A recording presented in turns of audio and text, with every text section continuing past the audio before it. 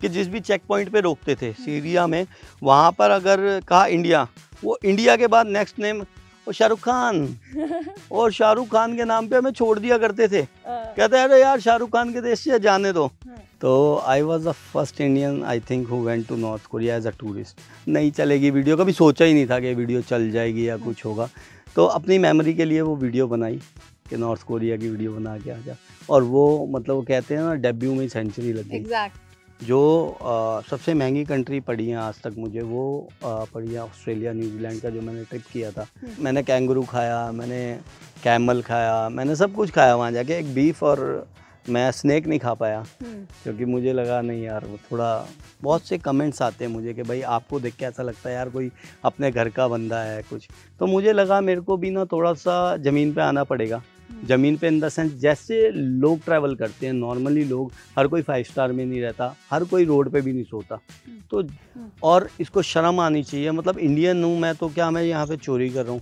मैंने खुल के बोला, वहाँ थोड़ा सा गुस्सा हुआ मैं उसके, और फिर मैंने उसे बोला, मैं कहा तू यहाँ जॉब कर रहा, पता नहीं कैसे कैसे आया हुआ, और मैं यहाँ लाखों रुपया खर्च के सिर्फ घूमने आया हूँ, समझा?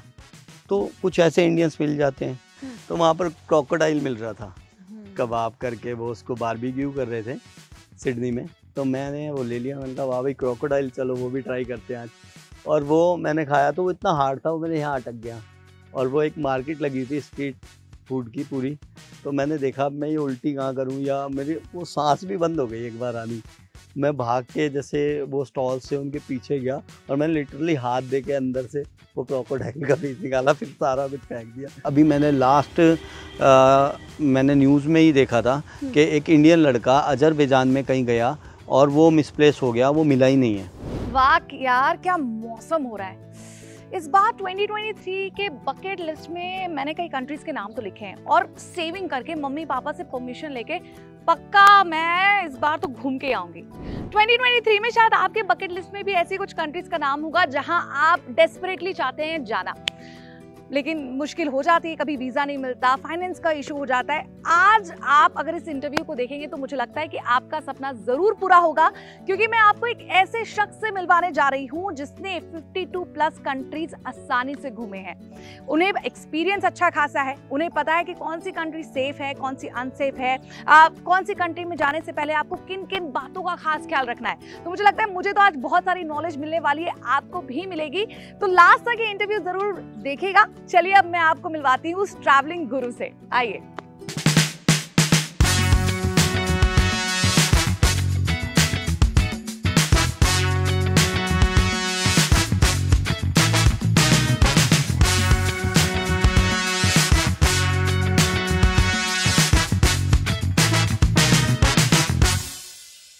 लगता है आज अपने मैचिंग में से चीटिंग करके पहनी है। पिंक रह गया आपका। बस पिंक रह गया, मुझे ब्लैक पहन लेना चाहिए। चलिए आइए, आप अगर फ्री हैं कहीं घूमने तो नहीं निकल रहे? नहीं नहीं, बस मैं आपका वेट कर रहा था। तो आइए करते हैं ढेर सारी बातें। हाय मनोज जी, सबसे पहले तो इस जगह के बारे में बताइए आज जहां हम शूट कर रहे हैं, क्योंकि जैसा मुझे पता था कि आपको स्टूडियो वीडियो में शूट नहीं करना है, आप ट्रैवल करते रहते हैं, तो आपको ऐसी खुली जगह चाहिए थी, और मैं यहाँ आके बहुत खुश हूँ इस जगह को देखकर। क्या ये जगह है? जी, ये हमारा फार्म हाउस है जो मेरे बड़े भाई राज जैन जी को बहुत पसंद था, तो उनका शौक है ये। तो हम यहाँ पे आते रहते हैं ओकेजनली, जो भी टाइम मिलता है उसे स्पेंड करते हैं। अच्छा मनोज जी, आपको एक ट्रैवलिंग गुरु के तौर से अभी तो देखा जा रहा है, लेकिन फिर भी मैं आपका बैकग्राउंड जानना चाहूंगी, ऑडियंस भी जानना चाहेंगी, कहाँ से ये शुरुआत हुई, क्या करते थे, फिर किस तरह से आपने अपना पैशन फॉलो किया?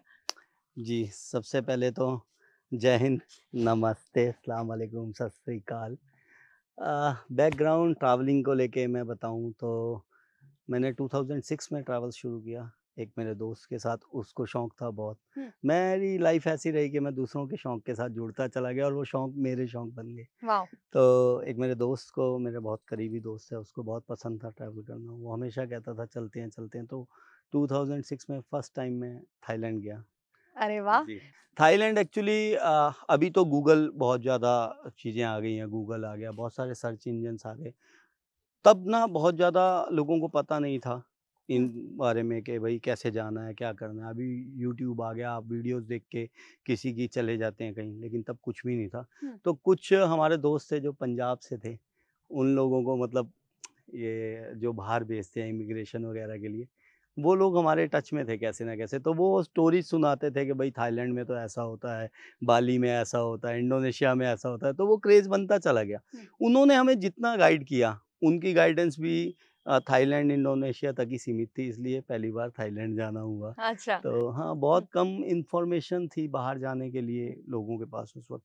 जितना किसी ने बताया उतना ही आप जा सकते थे। वहाँ से कारवां शुरू हुआ, ये जी। लास्ट आपकी कौन-सी जर्नी रही है किस कंट्री में? अभी लास्ट में अफ्रीका होके आया था और वाओ! जी, मतलब थाईलैंड से शुरू हुई और अब अभी लास्ट अफ्रीका अफ्रीका। रहा। अभी तो कारवां स्टार्ट हुआ है, मुझे अच्छा, ऐसा लगता है कि अभी मैं स्टार्टिंग हुई है मेरी चलने में।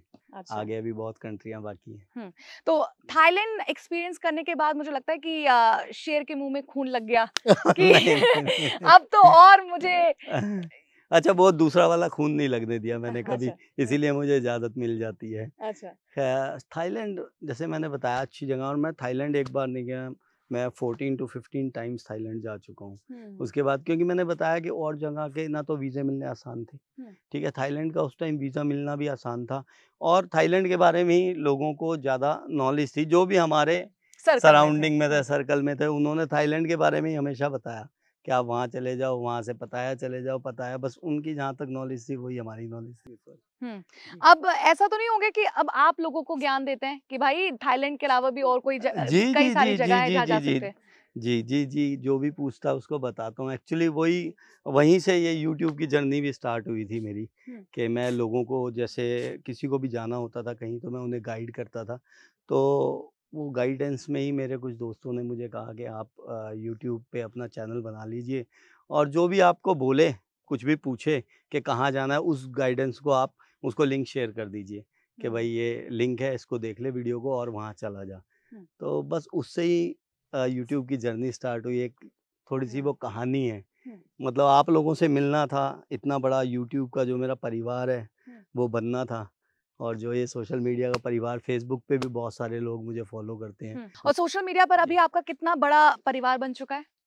जी, आई थिंक अभी 345 के जो फ़ॉलोअर्स वो मेरे यूट्यूब पे हैं, और फ़ेसबुक पे 275 के फ़ॉलोअर्स हैं मेरे पास, तो नाइस। 600 के से बड़ा परिवार है अपना। हुँ। और ये ये तब हो रहा है जब आप इतने कंसिस्टेंट नहीं है सोशल मीडिया पेज पर, आई हाँ, गेस। जी, जी, जी। हुँ, थोड़ा समय का अभाव रहता है, बहुत सारी चीज़ें एक साथ, जैसे मेरे को जिमिंग का बहुत शौक है। हुँ, मेरे को लगता है कि मैं अगर सुबह जिम नहीं गया तो फिर मैं दिन में कुछ भी नहीं कर पाऊँगा। हुँ। मुझे लगता है तो स्पोर्ट्स में भी आपने कहीं न कहीं मेडल्स जीते हुए हैं, महारत हासिल की हुई है, अ, आपके आई गेस शरीर से पता चल रहा है। उसके बारे में जी, बताइए? मैं लास्ट 2021 में दिल्ली स्टेट गोल्ड मेडलिस्ट रहा डेडलिफ्ट में। हुँ। तो एक वो मेरे पास अचीवमेंट है, और हाँ, मैं अपनी एज के जितने भी लोग हैं अभी भी दिल्ली में मैं काफ़ी अच्छा वेट उठा लेता हूँ। तो मेरे पास मेडल्स हैं, हुँ। वेट लिफ्टिंग के तो काफ़ी मुझे लगता है मेडल्स हैं। ट्रैवलिंग के साथ-साथ जी। फिटनेस को लेकर भी अब आपको एक मंत्रा शुरू कर देना चाहिए। बस समय का अभाव रहता है, क्योंकि फैमिली है, हुँ, ऑफ़िस है, और जो समाज है, जो मेरा पर्सनल बहनें हैं, मेरे दोस्त हैं, वो सब कुछ हुँ। थोड़ा मुश्किल रहता है। तो इसी का तो राज़ जानना है कि आपने जितनी भी कंट्रीज़ घूमी, हर जी, कंट्रीज़ में आपको कम से कम 15-20 दिन लगते होंगे। जी, ये चीज़ें आप कैसे बैलेंस करते चले गए? प्रोफ़ेशनल भी, अपना पैशन जो आपके ट्रैवलिंग का है? जी।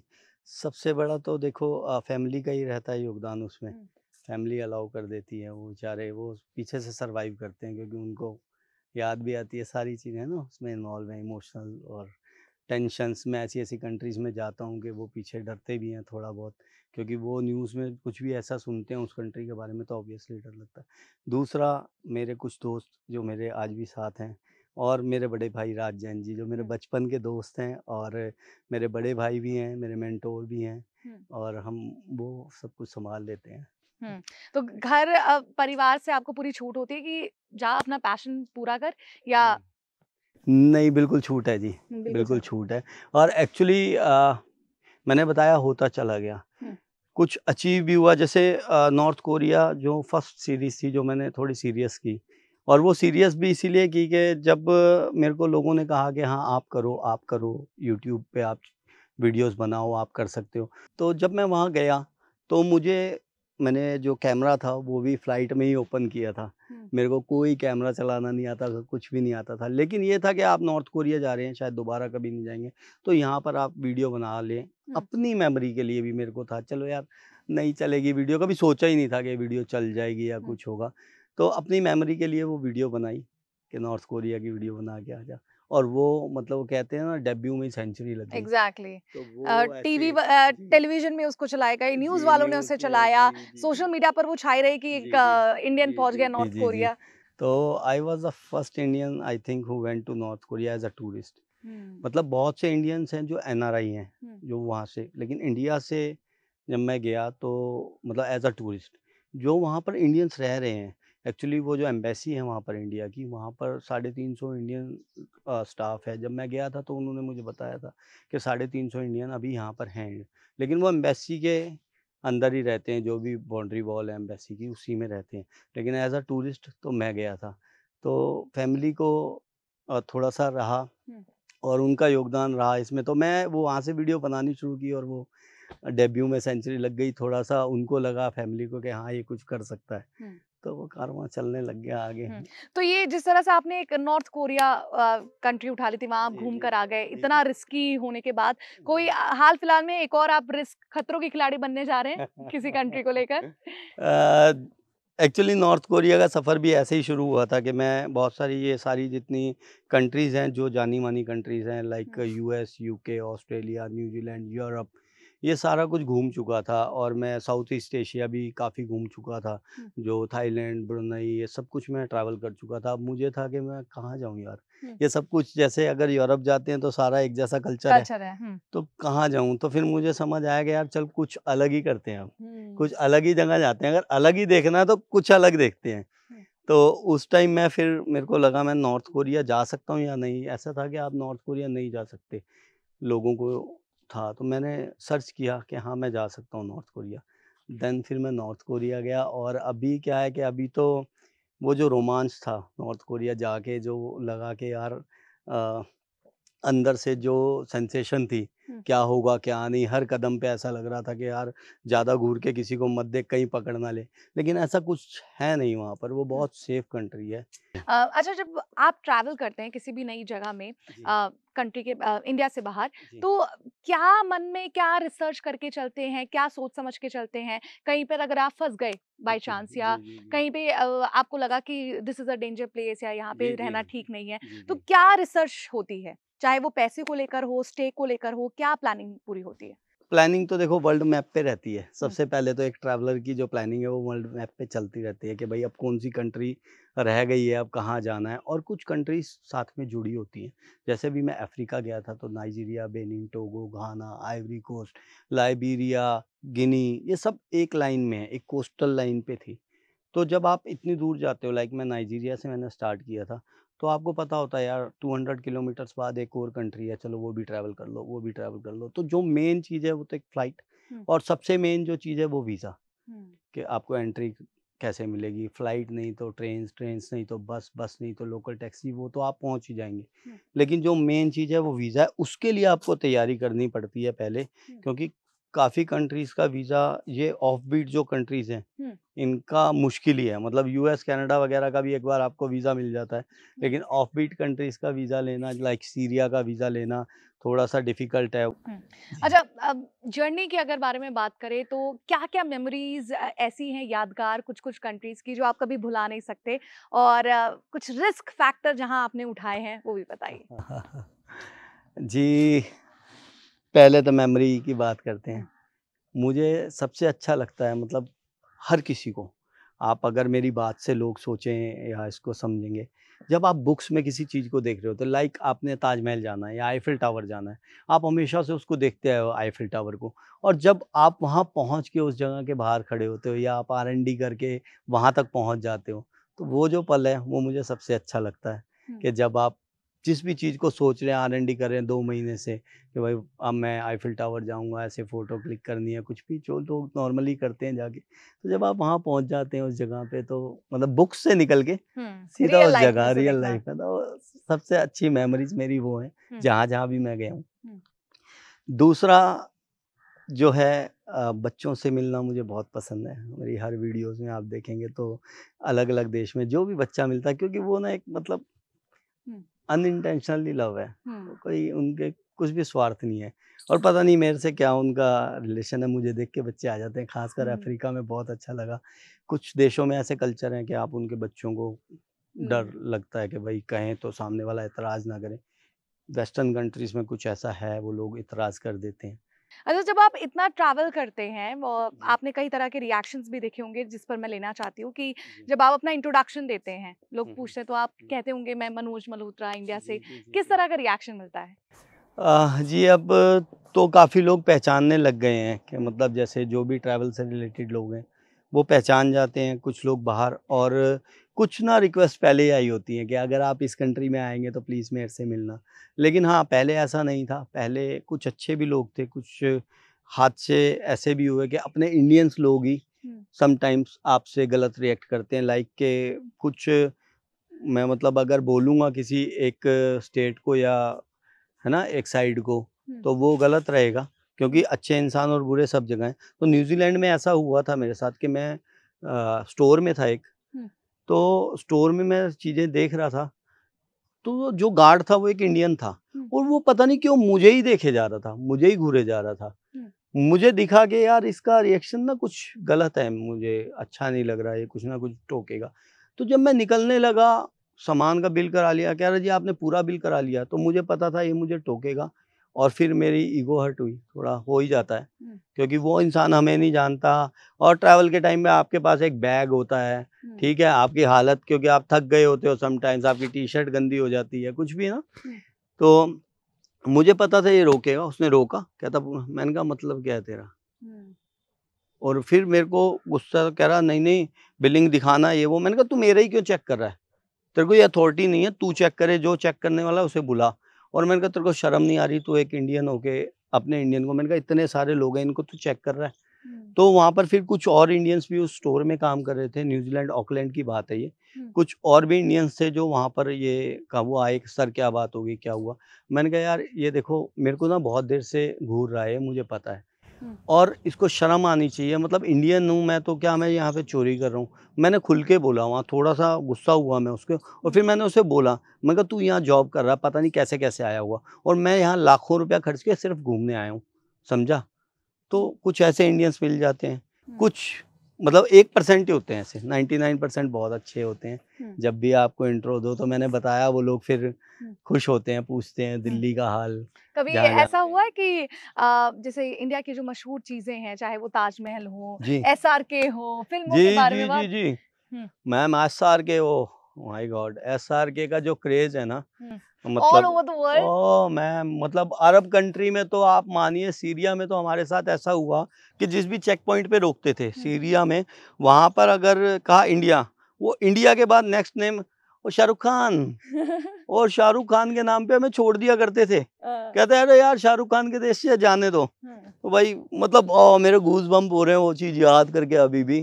तो शाहरुख खान साहब, मैं अभी पठान देख के आया, इस चक्कर में आया नहीं यार, शाहरुख खान ने हमारा नाम रोशन किया हुआ है। और पहले मतलब हमारे इंडिया में मुझे लगता है, मतलब यहाँ दिल्ली वगैरह में ज़्यादातर सलमान खान साहब को लोग देखते हैं, लेकिन उसके बाद मैंने शाहरुख खान साहब को, ओहो मज़ा आ गया यार, क्या फैन फॉलोइंग है उनकी। कोई लड़का, कोई लड़की, कोई पुलिस, कोई इमिग्रेशन, कोई ऐसा बंदा नहीं है जो शाहरुख खान को ना जानता हो इंडिया का नाम लेती।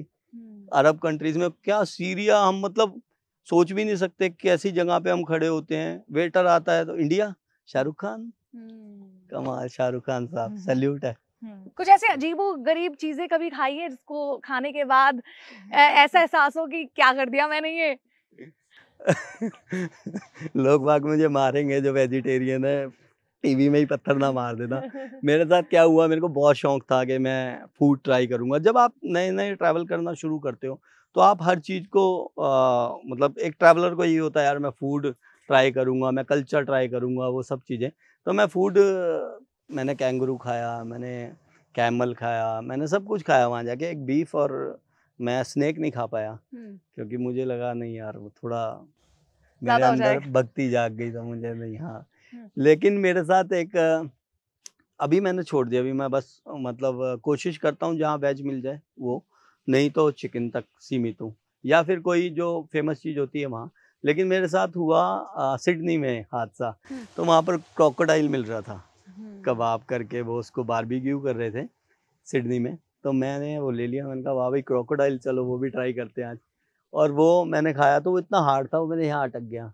और वो एक मार्केट लगी थी स्ट्रीट फूड की पूरी, तो मैंने देखा मैं ये उल्टी कहाँ करूँ, या मेरी वो सांस भी बंद हो गई एक बार आनी। मैं भाग के जैसे वो स्टॉल से उनके पीछे गया और मैंने लिटरली हाथ दे के अंदर से वो क्रोकोडाइल का पीस निकाला, फिर सारा कुछ फेंक दिया। उसके बाद थोड़ा सा मैंने अजीब चीज़ें खानी बंद कर दी। नहीं तो मैंने कैमल वगैरह सब कुछ हिरन सारा खाया। वो एक्चुअली ट्राई करने के लिए खाया, कोई ऐसा वो नहीं था कि मैं टेस्ट वगैरह के लिए खा रहा हूँ कि कैसा क्या है जी। अच्छा, जो ट्रैवलर्स अभी आपको सुन रहे हैं, आपकी स्टोरी जान रहे हैं, देख रहे हैं, उन्हें क्या आप मेन पॉइंट्स बताना चाहते हैं कि अगर आप ट्रैवलर हैं तो आपको इन चीज़ों का ज़रूर ख्याल रखना है? जी, सबसे पहले तो देखो दुनिया घूमो, बहुत अच्छी दुनिया है। सेफ्टी का ख्याल रखो, कॉमन सेंस बहुत ज़रूरी है, ठीक है? आप घूमने चले गए, आजकल ऑफबीट मतलब एक दूसरे को देख के ज़्यादा यूट्यूबर भी लोग बन रहे हैं ना। लोगों को लगता है एक बहुत आसान सब्जेक्ट है यार, कैमरा हाथ में लिया और चले गए, घूम फिर रहे हैं, घूम फिर के पैसे कमा रहे हैं, मज़े कर रहे हैं, ठीक है? वो अपनी ज़िंदगियों को ख़तरे में डाल रहे हैं। ऐसे एग्ज़ाम्पल मैंने पहले भी दिए हैं वीडियोस में, जो हादसे हुए हैं लोगों के साथ। अभी मैंने मैंने न्यूज़ में ही देखा था कि एक इंडियन लड़का अज़रबैजान में कहीं गया और वो मिसप्लेस हो गया, वो मिला ही नहीं है। क्योंकि मे बी यूट्यूब की वजह से या वो ट्रैकिंग पे ऐसी जगह निकल गया था, वहाँ नेटवर्क भी बंद हो गया। उसके फ़ोन के जहाँ तक नेटवर्क आए वो आए, उसके बाद वो नहीं मिला। तो सबसे बड़ा कंसर्न तो जी सेफ्टी है, अपना ख्याल रखें, कॉमन सेंस का ख्याल रखें, ऑफबीट जगहों पे एक दूसरे को देख के ना जाएं कि यार ये नॉर्थ कोरिया चला गया, सीरिया चला गया। हाँ, उस वक्त उसके हालात क्या हैं उस जगह के, वो ज़रूर देखें। अभी अफ़गानिस्तान बहुत लोग जा रहे हैं, मैं भी जाऊँगा, बट अभी हालात नहीं हैं। क्योंकि मैं जब किसी से पूछता हूँ जो जैसे जो विदेश मंत्रालय में कुछ हमारे दोस्त हैं, उनसे पूछ लेता हूँ क्या हाल चल रहे हैं वहाँ के, तो वो बताते हैं यार भैया नहीं, सही नहीं है, हम भी आपकी हेल्प नहीं कर पाएंगे अगर कुछ बात होगी तो ऐसी जगह पे अवॉइड करें जाना। बाकी दुनिया बहुत खूबसूरत है, देखनी चाहिए। तो अभी मनोज मल्होत्रा को जो उनके ऑडियंस देख रही है, उन्हें ये भी बता दीजिए कि आप कहाँ जा रहे हैं ट्रैवल करने हाल फिलहाल? अभी प्लान्स फिर वही ऑफ बीट कंट्रियों का है, कुछ ना कुछ ऐसा देख रहा हूँ। अभी मैं सर्च कर रहा हूँ कि जहाँ जा सके, इराक जा सकते हैं, इजराइल जा सकते हैं, कुछ और कंट्री हैं जो रह गई हैं। मतलब मिडल ईस्ट में ही मैं अभी कुवैत नहीं गया और मैं कतर नहीं गया, तो शायद वहाँ जाऊँगा। Thank you very much. अगर आपने वीडियो देख लिया है तो उसे लाइक, शेयर और इस चैनल को सब्सक्राइब करना मत भूलिएगा। लेट्स गो, चले शारी, Sherry, come. Sherry.